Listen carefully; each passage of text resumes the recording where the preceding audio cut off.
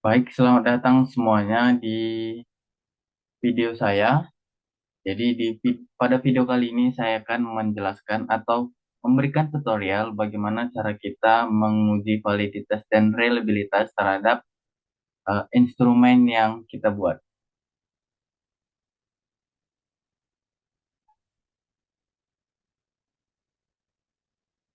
Baik, pertama-pertama kita harus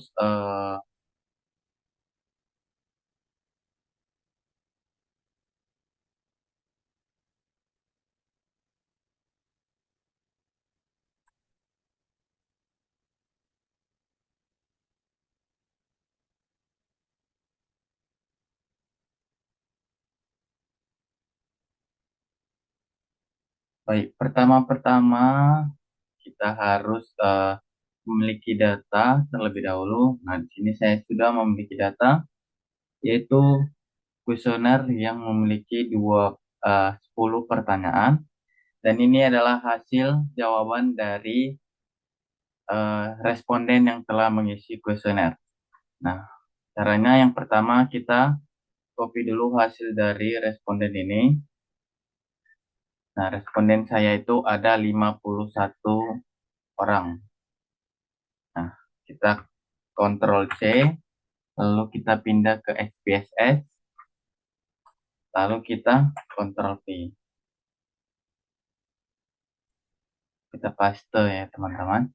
Lalu kita pergi ke variabel view, kita ganti ke desimalnya menjadi 0 karena kita tidak memiliki desimal pada data kita ya teman-teman.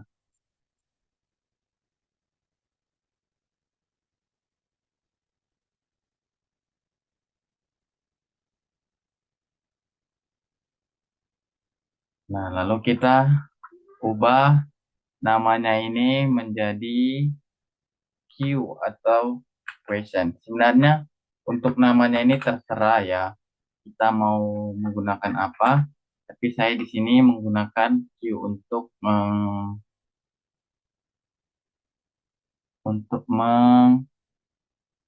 mengindikasikan bahwa itu adalah question atau pertanyaan begitu. Nah, ini Q11 tadi kan pertanyaannya kan ada 10. Nah, ini kita buat total. Nah, selanjutnya kita bisa pergi ke data view, lalu kita tekan analyze, correlate dan bivariate. Nah, kita di sini ketika sudah muncul seperti ini, kita tekan Ctrl A, lalu kita pindahkan ke variabel. Nah, seperti ini. Setelah dia pindah ke sebelah kanan, kita langsung tekan saja OK. Nah, maka akan muncul tabel seperti ini. Nah, dan bagaimana cara kita menarik kesimpulan dari atau bagaimana kita membaca output dari SPSS ini yaitu dengan cara membandingkan Airtable dengan AirHitung. Nah, Airtable-nya itu bisa kita dapatkan eh, dari Google ya teman-teman. Di sini saya eh, sudah ada Airtable-nya. Nah, tadi kan kita dapat bahwa kita punya responden itu 51. Nah, kita bisa lihat di sini tabel DF yaitu N itu mewakili responden. Jadi 51 dikurang 2 itu sama dengan 49. Dan di sini karena pengujian saya itu adalah uji dua arah, maka kita akan menggunakan taraf taraf signifikannya itu ya 0,05. Nah, kita bisa lihat di DF bagian 49 dan di taraf 0,05. Yaitu kita dapatkan bahwasannya itu 0,2759. Ini bisa kita genapkan ya teman-teman menjadi 0,276. Lalu kita kembali ke SPSS. Nah, tadi kan kita dapat tuh bahwasannya R tabelnya itu adalah 0,276. Selanjutnya kita tinggal bandingkan di bagian yang ini nih, yang total nih, yang percent correlation yang di bagian total.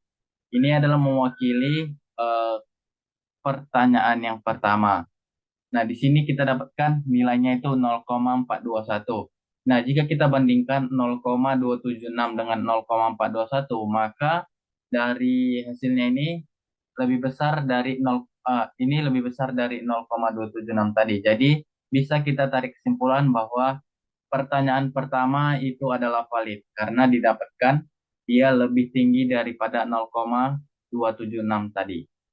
Begitu juga kepada question-question selanjutnya atau pertanyaan-pertanyaan selanjutnya. Seperti pertanyaan nomor 2, ini kita dapat 457, 0,457, yang dimana ini lebih besar dari 0,276. Maka pertanyaan kedua itu valid. Nah, penarikan kesimpulan yang kedua itu adalah dengan cara melihat di sini di bagian total yang significant to toiletnya, yaitu jika significant to toiletnya ini lebih besar daripada 0,05, lebih kecil daripada 0,05, maka bisa dinyatakan bahwa kuesioner itu valid. Seperti itu. Sini kita akan buat catatan saja biar lebih gampang.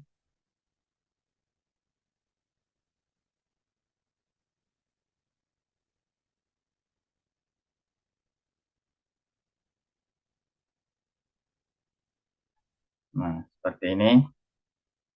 Untuk validitas, seperti yang saya bilang tadi, penarikan kesimpulannya itu adalah membandingkan R tabel dengan R hitung. Dengan R hitung. Jika R hitung dengan R hitung. Jika R tabel lebih kecil daripada R hitung,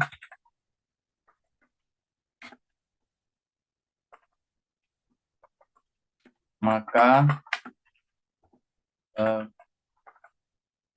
pertanyaan kuesioner valid atau instrumen penelitian itu valid ya teman-teman.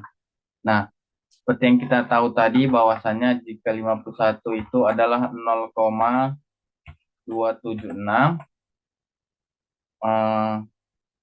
kan dia lebih besar dari 0,421 tadi itu. Nah, maka question yang pertama atau pertanyaan pertama itu bisa dikatakan valid. Terus penarikan kesimpulan yang kedua adalah jika nilai signifikannya itu lebih kecil dari 0,05, maka itu bisa dinyatakan valid. Nah, kita dapatkan tadi di sini bahwa signifikan totalnya ini 0,02, yaitu di bawah atau lebih kecil daripada 0,05. Maka pertanyaan 10 pertanyaan kuesioner saya tadi itu dinyatakan valid. Nah, selanjutnya kita akan menguji reliabilitas. Nah, reliabilitas itu penarikan kesimpulannya seperti ini, teman-teman. Reliabilitas yaitu nilai Cronbach's alpha-nya itu harus lebih besar dari 0,06. 0,6, sorry. 0,6. Nah, langsung saja kita analyze itu dengan cara seperti ini. Kita balik dulu ke data kita tadi, analyze, kita tekan analyze, lalu kita tekan scale, lalu reliability analyze. Nah, di sini yang kita masukkan hanyalah pernyataan atau pertanyaan yang valid tadi saja. Itu seperti yang saya bilang tadi, ini harus kita masukkan, kita pindahkan dari yang kiri ke kanan.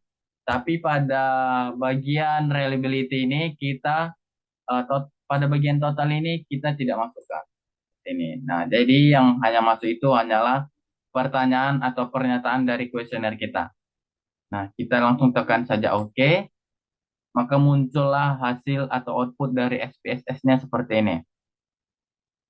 Nah, kita dapatkan di sini Kronberg alfanya yaitu 0,676, yang dimana seperti yang saya katakan tadi, bahwasannya untuk melihat atau menarik kesimpulan dari uji reliability, yaitu dengan cara melihat apakah Kronberg alfanya itu lebih besar dari 0,6. Nah, di sini kita dapatkan 0,676, yang dimana ini lebih besar daripada 0,6. Dan ini sudah memenuhi syarat bahwasannya kuesioner yang saya buat itu bisa dikatakan reliable atau konsisten.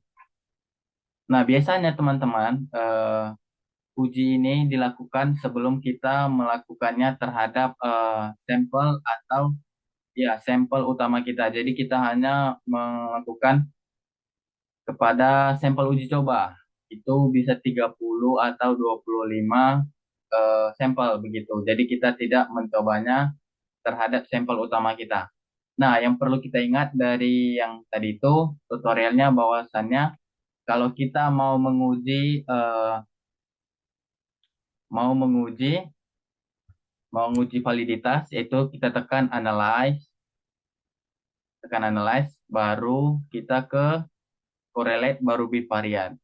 Nah, seperti ini. Kalau kita mau menguji yang namanya reliability, kita pergi lagi sama seperti tadi, analyze, lalu kita cari scale, kita tekan scale, baru kita tekan yang ini, reliability analyze.